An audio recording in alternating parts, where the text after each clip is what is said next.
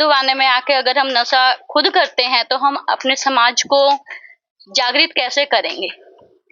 क्योंकि जब घर का मुखिया, एक तरह के जो साधु हैं वो इस समाज के मुखिया हैं, आती हैं समाज की भलाई के लिए, लेकिन हम उसका फिर जब अथाह उपयोग कर देते हैं तो वो गलत हो जाता है। अब रील के माध्यम से बहुत सी असभ्य चीजें सामने आ रही हैं जिस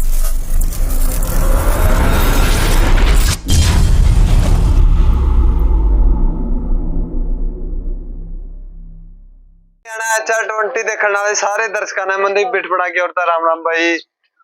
उचाना खुर्द में फिलहाल मौजूद हाँ, तो लगातार देखने लग रहे हो भाई। जेठ का महीना में तप करते होंगे साधु। तो आपने एक 17 साल की साध्वी भी देखी थी और मेरे साथ 30 वर्ष की एक और साध्वी है। राम राम जी।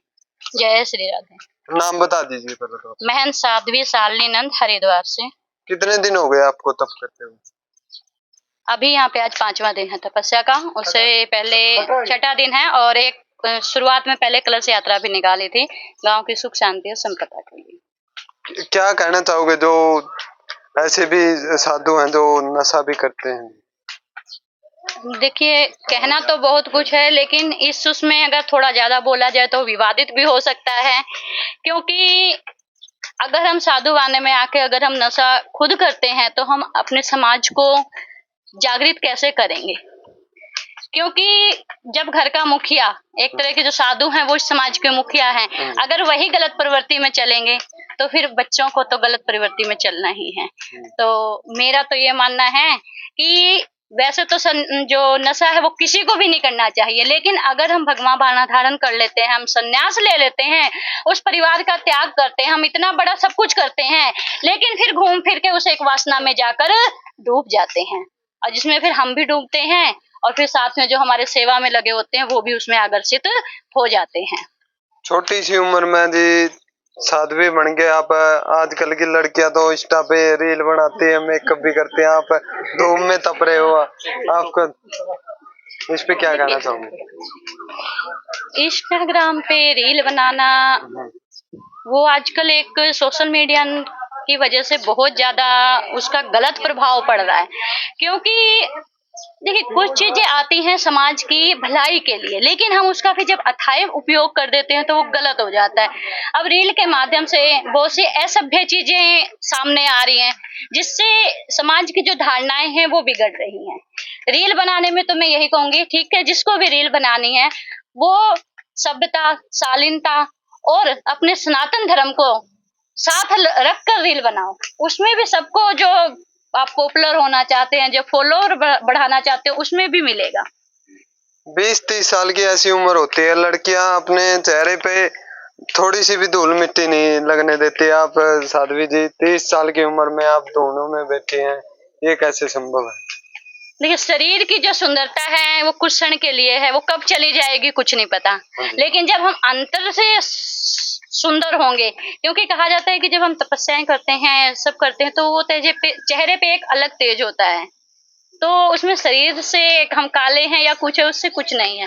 क्योंकि उस परमपिता परमात्मा के दरबार पे शरीर नहीं लेके जाना है, हमें अपना मन लेके जाना है, अपने कर्म लेके जाने हैं। तो अगर कर्म अच्छा है तो शरीर अपने आप सुंदर है। आपकी जैसे जन्म भूमि कहाँ से हो आप और कहाँ रहते हो अभी? अभी जो अपना आश्रम है वो हरिद्वार में है और अपने एक गौशाला का निर्माण हो रहा है कैथल के पास गांव में, सैनीपुरा में। और ऐसे ही चलता रहता है। जन्म स्थान जो है वो उत्तर प्रदेश का है, भगवान राम जी की नगरी का, और कर्म और जो शिक्षा है वो हरियाणा जींद से ली गई है। साध्वी जी, मैंने देखा कि कुछ साधु ऐसे भी होते हैं कि राख का लेप लगा के वो तप करते हैं। आप तो साधु वाने में जैसे बिल्कुल, राख का तप जो होते हैं वो भस्म होती है, वो हम लगाते हैं तो उससे एक अंदर शीतलता होती है। लेकिन हमारा जो उद्देश्य है वो अग्निदेव को और सूर्य देव को, इस सबको साथ लेके चलना है। तो किसी चीज का हम माध्यम नहीं लेते हैं, सीधे उनसे हमारा तालमेल है। कितनी शिक्षा ग्रहण करके साध्वी जी? मैंने BA की हुई है, हाँ, प्लस ITI। कह सकते हैं ITI साध्वी। हाँ। तो क्या संदेश देना चाहेंगे लास्ट में आप लोगों को? आखिर में यही संदेश देना चाहेंगे जो मैं समय समय पर देती हूँ, और सबको संदेश भी वही देना चाहिए कि हम लोग जैसे कि आज हमारी जो धरोहर है, हमारा जो सनातन धर्म है, हम उसे भूल गए हैं और हम पश्चिमी सभ्यता को अपना रहे हैं।